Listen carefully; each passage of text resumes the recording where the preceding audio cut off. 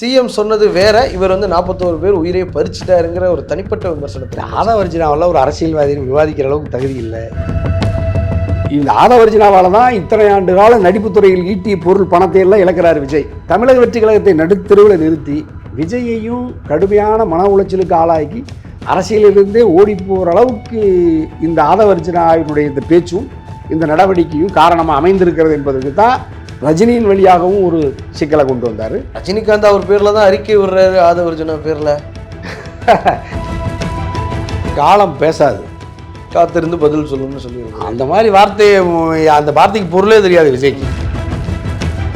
திமுக சதவீதம் எவ்வளவு இருக்கும், சீட்டுகள் எவ்வளவு இருக்கும்? திராவிட முன்னேற்ற கழகம் ஒரு 220 அல்லது 25 இடங்களில் வெற்றி வரும். என்னங்க 11 சீட்டு தான் இப்போ அதிமுக கிடைக்குமா? உங்களுக்கு தெரியும், 71 கலைஞர் பீக்ல இருந்தார். இப்பவே 184 தானே ஜெயிச்சாங்க. அப்போ பெருந்தலைவர் காமராஜர் ஐயா இருந்தார், அண்ணன் இந்திரா இருந்தாங்க. இப்பெல்லாம் அப்படியெல்லாம் யாருமே இல்லை. அதுக்கு தான் நான் தங்க தமிழ் செல்வன் அடிக்கடி சொல்லுவார், 2019 எலெக்ஷனில் வந்து எல்லாரும் சொன்னாங்க உனக்கு தாம்பா போட்டேன், ரெட்டலையில் போட்டேன் அப்படின்னு. ஆனால் அவர் நின்று குக்கர். சேகர் பாபு 2011 சொன்னதா சொல்லுவார், இந்த மாதிரி எல்லாருமே வந்து ரெட்டலைக்கு தான் போட்டேன்னா அவர் நின்ன சின்னம் வந்து உதவி இல்லை. நான் இப்போ அதை பார்த்தேன். தனியரசு அவர்கள் கடந்த காலங்களில் ரெட்டலையில் நின்னார். இந்த முறை வந்து உதயசூரியன் நின்னாலும் மக்கள் மத்தியில் அந்த சின்னத்தை கொண்டு போய் சேர்த்துட முடியுமா? இப்போது புதிய அறிமுகம் ஆச்சி ஹோட்டல் சாம்பார் 50 கிராம் ரூபாய் 20 மட்டுமே. இந்த மேடையிலே வந்து ரஜினி ரசிகர் ஒருத்தர் கூட பேசுறாரு, ஆதவர்ஜினா இதற்கு விளக்கம் கொடுக்கணும்னு சொல்றாரு. அது அப்போ ஒரு அதிர்வலை ஏற்படுத்தி இருக்குன்னு தான் நம்ம எடுத்துக்காயமா அதிர்வலை ஏற்படுத்தி இருக்கிறது. ரஜினியுடைய ரசிகர்கள் எல்லாம் விஜய்க்கு எதிராகவும், விஜய் யாரை எதிரியா காட்டுறாரோ தளபதிக்கு ஆதரவாகவும் இந்த வாக்குகள் மடைமாறுறதுனால இப்போ திமுகவுக்கு வந்து பழம் நழுவி பாலில் விழுகும்னு கலைஞர் சொன்னதை விட அவங்களுடைய ஆதரவாளர்கள் என்ன சொல்றாங்கன்னா, ரஜினி வந்து எக்ஸ்பைரி ஆகிட்டாருன்னு சொல்றாரு. திரைத்துறையில் சொல்றாங்க விஜய் அவரை வந்து ஓவர் கம் பண்ணிட்டாரு எப்பயோ. 2017 மெர்சல் படம் வரைக்கும் பார்த்தீங்கன்னா ரஜினியை ரெஃபரன்ஸ் வச்சிருப்பாரு எல்லா படங்களையும். அதற்கப்புறம் எம்ஜிஆர் ரெஃபரன்ஸ் மட்டும்தான் படங்கள்ல இருக்கும். அப்படின்னா அவருக்கு வந்து நினச்சிக்கிட்டாரு சூப்பர் ஸ்டாரை விட நம்ம பெரிய ஆளுன்னு. அது களத்துலையும் எதிரொலிக்கும்னு அவங்க சொல்றாங்கல்ல. அதனால தான் காலம் பேசாது, காத்திருந்து பதில் சொல்லணும்னு சொல்லியிருக்கோம். அந்த மாதிரி அந்த வார்த்தைக்கு பொருளே தெரியாது விஜய்க்கு. ஏன்னா அவர் அரசியலுக்கு வரக்கூடாதுன்னு தனியரசு தான் சொன்னேன், அண்ணன் ரஜினி சொன்னேன். நீங்கள்லாம் கடுமையாக கடுமையாக நான் தான் முதல்ல எதிர்த்தேன், எல்லாரும் எதிர்த்தாங்க. ஆனால் அவர் உண்மையிலேயே வரல, நீ நல்லா இருக்க. விஜய் வரக்கூடாதுன்னு சொன்னால் நீங்கள் வந்துட்டீங்க. அந்த காலகட்டங்கிறது எனக்கு நல்லா ஞாபகம் இருக்கு. என்னென்னா 2020 அந்த இறுதியில் வந்து அவர் சொல்கிறார் அரசியலில் இருந்து நான் விலகிறேன்னு. அதற்கு முன்பாக வந்து ரஜினியை திட்டினவங்க கூட ரஜினிக்கு ஆதரவாக பதிவு போடுறதை நான் நேரடியாக பார்த்தேன். இவர் தான் நிரந்தர சூப்பர் ஸ்டார், இந்த ஒரு முடிவை மாத்திரனாலேயே இனி நீங்கள் தான் என்றைக்குமே திரையுலகத்தில் அப்படிங்கிறதெல்லாம் சொன்னாங்க. ஒரு எதிர்க்கட்சியாக இருந்த திமுக ரஜினியை மிரட்டிட முடியுமா அந்த காலகட்டத்தில்? மிரட்டவே இல்லை, அப்படி மிரட்ட வேண்டிய அவசியம் இல்லை. அவர்களுக்குள்ள நட்பு இருந்தது, உறவு இருந்தது. ஆகவே மிரட்டியதாக திராவிட முன்னேற்ற கழகத்தின் மீது பழி சுமத்துவதற்கு ஆதவர்ஜினாவுடைய தந்திரமாக சொன்னார். ஆனால் மக்கள் அதை நிராகரித்து ஆதவர்ஜினாவை இப்பொழுது மக்கள் நிராகரித்திருக்கிறார்கள். அதன் மூலமாக விஜயை மக்கள் நிராகரித்திருக்கிறார்கள். என்னங்க நேற்று கூட சொல்கிறாரு 90 தொகுதி வரைக்கும் தர்றேன்னாங்க, 2.5 இயர்ஸ் எங்களுக்கு சிஎம் பதவி தர்றேன்னாங்க. அதெல்லாம் மீறி நாங்கள் தொண்டர்கள் தான் முக்கியம்னு தனித்து வர்றோம் அப்படின்னு சொல்கிறாங்க. இப்போ பாஜகவில் கேட்டால் பேச்சுவார்த்தை நடக்கலைங்கிறாரு, எடப்பாடியார்கிட்ட கேட்டால் அப்படி ஒரு பேச்சே நடக்கல, பொய்யுங்கிறாரு. அந்த கட்சியிலேயே நிர்மல்குமார் பேச்சுவார்த்தை நடக்கலைங்கிறாரு. ஆதவர்ஜினா இப்படி சொல்கிறாரு, 90 பேரை நடந்துச்சுங்கிறாரு. யார் சொல்கிறது உண்மை? ஆகவே அது கட்சியே அல்லது, யாருடைய கட்டுப்பாட்டிலையும் இல்லை. தலைவரை நீங்கள் பார்க்கவே முடியாது, ப்ரெஸ் மீட் பண்ண மாட்டார், எந்த அறிக்கையும் வராது. தலைமுறைவாக இருக்கிற ஒரு கட்சி, சிபிஐ அழைத்தால் மட்டும்தான் போகும், வேறு எதுக்காகவும் வராத ஒரு விஜய். நாட்டு மக்கள் யார் அவரை நம்பி வாக்களிப்பா? ஆகவே விஜயை, தமிழக வெற்றி கழகத்தை தமிழ்நாட்டு மக்கள் இப்பொழுது ஆழமாக புரிந்து கொண்டார்கள். அவருடைய மனைவியே இவர் நம்பிக்கைக்கு உரியவர் அல்ல. ஆனால் இன்னொரு விஷயம் என்ன சொல்கிறாங்க, சங்கீதா அவர் மேலே குற்றச்சாட்டு சொல்கிறாங்க. அவருடைய மனைவி குழந்தைக்கு விசுவாசமாக இல்லை, கட்டிய மனைவிக்கு நம்பிக்கை உணர்வராக இல்லை, தாய் தகவலுக்குமே நம்பிக்கைக்குரியவராக இல்லாத விஜய் மக்கள் கட்டாயம் நிராகரிக்கும். இன்னொரு விஷயம் என்ன சொல்கிறாங்கன்னா, ரஜினி வேற விஜய் வேற. விஜய் வந்து 2 பெரிய கட்சிகளில் 2 ஆளுமைகள். இப்போ முதலமைச்சராக இருக்கக்கூடிய ஸ்டாலின் இருக்கும்போது சரி, எடப்பாடி பழனிசாமி அவர்கள் இருக்கும்போது சரி, தைரியமாக களத்துக்கு வந்திருக்கிறாரு. ரஜினி அப்படி வந்தாரா என்னைக்காது அப்படிங்கிற ஒரு கேள்வியை கேட்குறாங்க. இன்னொன்று என்னென்னா, ஒரு 2 ஜென்ரேஷனே அவரை வந்து எக்ஸ்ப்ளாய்ட் பண்ணிட்டாரு, சுரண்டிட்டாருங்கிற ஒரு விமர்சனத்தை ரஜினி மேலே வைக்கிறாங்க. விஜய் அவர்கள் பாருங்க தொண்டர்களை அரசியல் படுத்தி நல்வழிப்படுத்துறாரு அப்படின்ற ஒரு விஷயத்த சொல்றாங்க. 2 தலைமுறை ரசிகர்களினுடைய எதிர்பார்ப்புகளை சுரண்டினார், தூண்டினார். அதன் மூலமாக அவர்களை திரை அரங்குகளுக்கு வரவழைத்து ஆதரவு கரத்தை தக்க வைத்து கொண்டார் ரஜினின்னு குற்றச்சாட்டை வச்சா யாருடைய உயிரையும் பறிக்கல. அப்போ ரஜினி தங்கமான மனுஷன். இவர் அரசியலுக்கு வந்த உடனே 3வது கூட்டத்தில் 41 உயிர்களை கண்ணு முன்னாடி துடிக்க துடிக்க குழந்தைகளும் பெண்களும் இந்த விஜயால தமிழக வெற்றி கழகத்தால் மக்களின் உயிர் பறிக்கப்பட்டிருக்கு. நேத்து ஆதவர்ஜுனா செந்தில் பாலாஜியை தனிப்பட்ட முறையில் விமர்சனம் பண்ணியிருக்கிறாரு.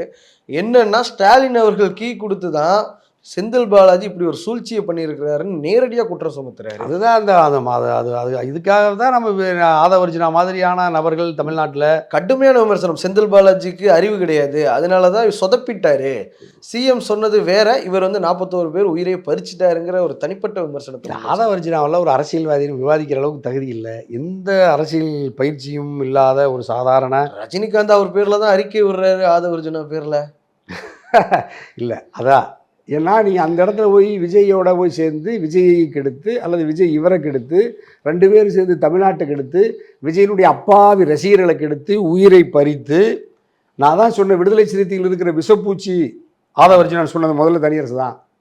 முதல்ல வெளியேற்றணும்னு சொன்ன மாதிரி திரும்ப கூட தயங்கினார் ஒரு வாரம் 10 நாள். கட்டாயமாக பண்ணாரு. ஆரம்பத்திலே கட்சி விட்டிக்கல ரொம்ப தயங்கினார் அவர். எனக்கு தெரிய அவர் அப்படி ஒரு ரொம்ப ஒரு அதி தீவிரமான அறிவுஜீவி தான் திருமா. ஆனால் இவர் விஷயத்தில் தயங்கினார்.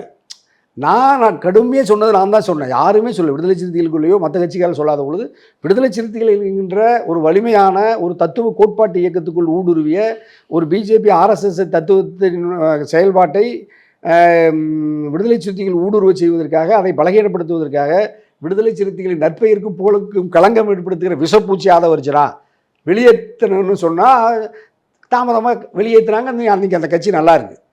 வெளியேறிய உடனே நேராக தாவேகாவுக்கு போகிறாரு. தாவேகாவுக்கு அதே சிக்கலை கொண்டுட்டு போய் இந்த ஆதவர்ஜுனா தர்றாரு. அப்போ இன்னைக்கு தாவேகா இவரால் தான் இந்த பெருங்கொடுமை நடந்து 41 உயிரிழப்புக்கு விஜயை தாமதமாக வண்டியில் வச்சு கூட்டிகிட்டு போய் இந்த ஆதவர்ஜுனாவால் தான் இத்தனை ஆண்டு கால நடிப்புத் துறையில் ஈட்டிய பொருள் பணத்தை எல்லாம் இழக்கிறார் விஜய். இவ்வளவு காலம் நிம்மதியாக பேசும்போது பொதுக்கூட்டத்தில் பார்க்குறோம், கூட்டம் வருது. விஜய் பேசுறதை விடுங்க, அவர் பெரிய ஸ்டார். ஆதவர்ஜுனா பேசுறதுக்கு அவ்வளோ கூட்டம் வருது, விசில் சத்தம் வருது. அப்படிங்கும்போது அவரையும் கட்சி தலைவராக அங்கீகரிச்சுட்டாங்க. அப்படின்னா நீங்கள் இப்போ அதாவது தமிழக வெற்றி கழகத்திலிருந்து ஆதவர்ஜுனா வெளியேறி கட்சியை துவக்கினதுக்கப்புறம் இந்த கூட்டம் வருதான்னு பாருங்க. அது விஜயனுடைய அடையாளத்தோட அந்த பேனரில் தமிழக வெற்றி கழகத்தின் ஒரு பேச்சாளராக எங்கள் நாஞ்சில் சம்பத் அண்ணன் வந்தால் ஆதவர்ஜுனாவோட அதிகமாக கூட்டம் வரும். இங்கே ஐயநாதன் ஐயா இருக்கும் பொழுது கூட கூட்டம் வந்துச்சு. அது தமிழக வெற்றி கழகத்தின் மீது ஒரு நடிகர் தன்னுடைய நடிகரை திரையில் பார்த்தவங்க நேரில் பார்க்கறதுக்காக ரசிகர்களாக வர்றவங்க, அவருடைய அந்த அந்த அந்த அந்த ஒரு ஒரு ஒரு உத்வேகத்தில் வர்றவங்க தான். ஆனால் ஆதவர்ஜுனாவுடைய இந்த பேச்சு சமூகத்தில் தமிழக வெற்றி கழகத்தின் மீதும் விஜயின் மீது இருக்கிற நன்மதிப்பை எல்லாம் சிதைத்து தமிழக வெற்றி கழகத்தை நடுத்தெருவில் நிறுத்தி விஜயையும் கடுமையான மன உளைச்சலுக்கு ஆளாக்கி அரசியலிருந்தே ஓடி போகிற அளவுக்கு இந்த ஆதவர்ஜுனாவினுடைய இந்த பேச்சும் இந்த நடவடிக்கையும் காரணமாக அமைந்திருக்கிறது என்பதற்கு தான் ரஜினியின் வழியாகவும் ஒரு சிக்கலை கொண்டு வந்தார். செந்தில் பாலாஜி வழியாகவும் இப்போ ஒரு சிக்கலை கொண்டு வருவார். இவர் நிம்மதியாக இவர் எந்த இடத்துக்கு போகிறாரோ அந்த இடத்துல நிம்மதியாக இருக்க முடியாது. ஏற்கனவே அவருடைய குடும்பத்தில் அந்த மாற்றின குடும்பத்துக்குள்ளே இவர் எப்போ ஊடுருவாரோ அந்த குடும்ப நிம்மதியாக இல்லை. இவர் எங்கே போனாலும் அந்த இடம் நிம்மதியாக இருக்காது. ஆகவே ஒரு ஒரு பொறுப்பற்ற நிலையில், பக்குவமற்ற நிலையில், நிதானமற்ற நிலையில், இப்போ விமான நிலையத்தில் கூட ஏதோ மதுப்புட்டி இருக்கிறதாகலாம் அந்த வண்டி இருக்கிறாங்க. சிடிஆர் நிர்மல்குமார் அது ஃபேக் நியூஸ் அப்படின்னு சொல்லியிருக்கிறாரு. அது எதுவோ அப்படின்னா நீங்கள் சொல்கிறதெல்லாம் ஆதாரத்தோடையே பேசுகிறீங்க. ஆனால் இப்போ எதுக்காக 1/2 மணி நேரம் விமானத்தை நிறுத்தி வச்சுட்டு உங்கள் தலைவர் விஜயை கத்திரிக்கோள் இருக்குதுன்னு நிறுத்தி வச்சாங்க, நீ சாராய பாட்டில் வச்சுருந்து வச்சுருக்காங்க. அடுத்த கூட்டத்தில் போய் எங்கே பார்த்தாலும் மது போதை தங்குதடை இல்லாமல் தமிழ்நாட்டில் புழக்கத்தில் இருக்குதுன்னு சொல்லி பச்சை பொய்யை வெளியே சொல்கிறீங்க. ஆகவே விஜயையோ ஆதவர்ஜுனாவையோ தமிழ்நாட்டு மக்கள் விழிப்புணர்வு உள்ள அறிவு சார்ந்த வாக்காளர் பெருமக்கள் கட்டாயமாக நிராகரிப்பார்கள். இவருடைய சூழ்ச்சி வஞ்சகம் பலிக்காது. எவ்வளோ சீட்டு வாங்குவாங்க? திமுக சதவீதம் எவ்வளோ இருக்கும், சீட்டுகள் எவ்வளோ இருக்கும்? அதே மாதிரி அதிமுக தாவேகா எவ்வளோ சதவீதம் எவ்வளோ சீட்டு இருக்கும்னு நீங்கள் நினைக்கிறீங்க?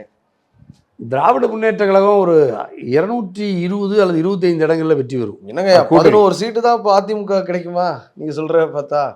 அதுவே அதிகம்னு நினைக்கிறேன். உங்களுக்கு தெரியும், அதுவே 71 கலைஞர் பீக்ல இருந்தார். அந்த டைம்ல அண்ணா மறைந்ததுக்கு அப்புறம் அவர் ரொம்ப பீக்ல இருந்தார். எம்ஜிஆரும் சரி கலைஞரும் சரி அந்த காம்பினேஷன் மிகப்பெரிய வெற்றியை கொடுத்தது.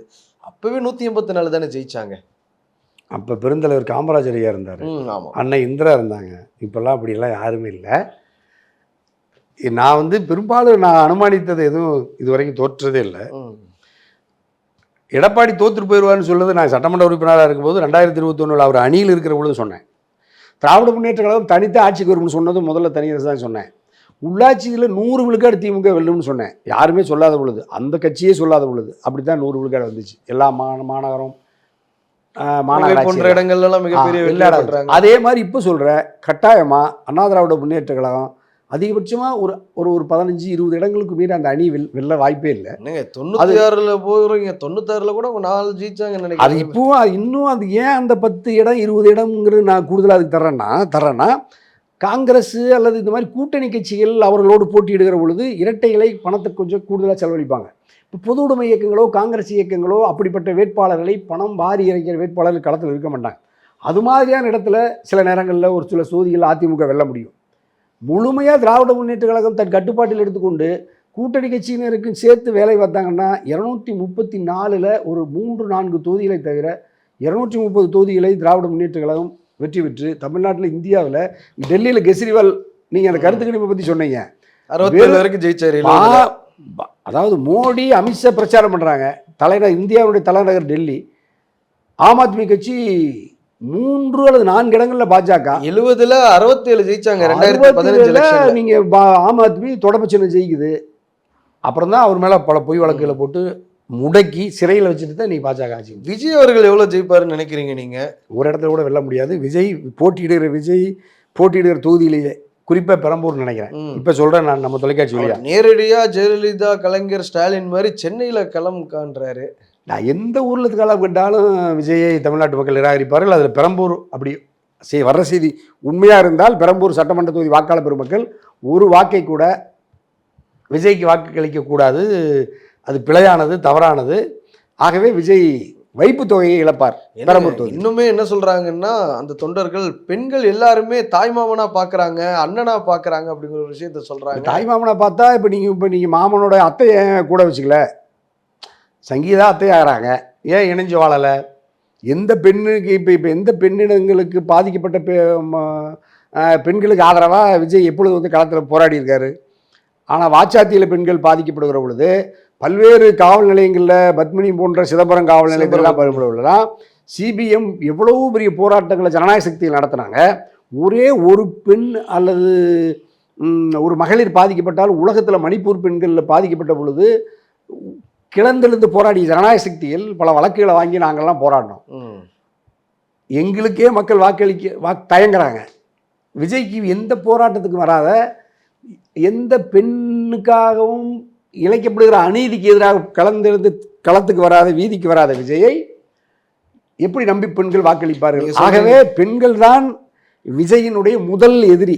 ஆகவே தமிழ்நாட்டின் பெண் வாக்காளர்களை எல்லாம் மாண்புக்கு முதல்வர் உரிமை தொகையை தந்து, கல்வி உதவி தொகையை தந்து, காலை உணவு திட்டத்தை தந்து 1,31,00,000 குடும்ப பெண்களின் வங்கி கணக்கில் 5,000 ரூபாயை செலுத்தி தமிழ்நாட்டு மக்களினுடைய ஒட்டுமொத்த பெண் வாக்காளர் பெருமக்களினுடைய இதயங்களை எல்லாம் நிறைந்திருக்கிற மாண்புமிகு தளபதி ஸ்டாலின் அவருக்கு தான் அந்த வாக்குகளை சிந்தாமல் சிதறாமல் சூரியன் சின்னத்துக்கும் உதயசூரியன் சின்னத்துக்கும் அதன் கூட்டணி கட்சிகளுக்கு எங்களுக்கெல்லாம் தர போகிறாங்க. அப்போ விஜய் அங்கே போட்டியிலேயே இருக்க மாட்டார். விஜயை மக்கள் நிராகரிப்பார்கள், குறிப்பாக தாய்மார்கள் நிராகரிப்பார்கள். தனியரசு அவர்கள் கடந்த காலங்களில் ரெட்டலையில் நின்னாரு. இந்த முறை வந்து உதயசூரியனில் நின்னாலும் மக்கள் மத்தியில் அந்த சின்னத்தை கொண்டு போய் சேர்த்துட முடியுமா?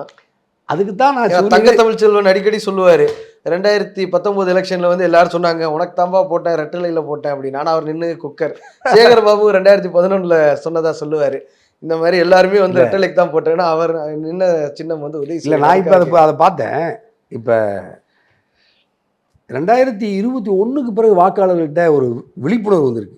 நீங்கள் விடுதலை சிறுத்தைகள் பானை சின்னத்தை தர்றாங்க. ஆமாம், பெரிய வியப்பு தவிர மிகப்பெரிய கிராமப்புறங்கள் இருக்கிற விழுப்புரம் மாவட்டம் 2019 இழுபறி இருந்தது. 15 நாட்களுக்குள்ள அறிவிக்கப்பட்ட அந்த சின்னத்தை நீங்கள் சொன்ன ரெட்டலையை தோக்கடிக்கிறது. பெரிய பிரபலமான சின்னங்களையெல்லாம் தோக்கடிச்சு பானை சின்னத்தை வெற்றி பெறுகிற அளவுக்கு மக்கள் விழிப்புணர்வு விட்டாங்க. திருப்பூர்ல ரெட்டலை தோக்கடிச்சிட்டு கதிரவல் சின்ன எங்க சுப்ராயா ஐயா செய்கிறாரு. ஆகவே இப்பொழுது தமிழ்நாட்டு மக்கள் அவ்வளவு இலகுவாக சின்னத்தை பார்த்து வாக்களிக்கிற நிலைதான் இருக்கு. ஆனால் இந்த சின்னம் யாருடையது, எந்த அணியை சார்ந்தது, இது மக்களுக்கு ஆதரவானதா எதிரானதா என்பதை உணர்ந்து ஒவ்வொரு வாக்காளரும் வாக்களிக்கிற அளவுக்கு வாக்காளர் மத்தியில் ஒரு விழிப்புணர்வு இருக்கு. ரொம்ப நன்றிங்க ஐயா, இவ்வளவு நேரங்களுக்காக நேரம் வந்து மிக்க மகிழ்ச்சி, அன்புக்கு நன்றி, மகிழ்ச்சி, வாழ்த்துக்கள், வணக்கம். இப்போது புதிய அறிமுகம் ஆச்சி ஹோட்டல் சாம்பார் 50 கிராம் ரூபாய் 20 மட்டுமே.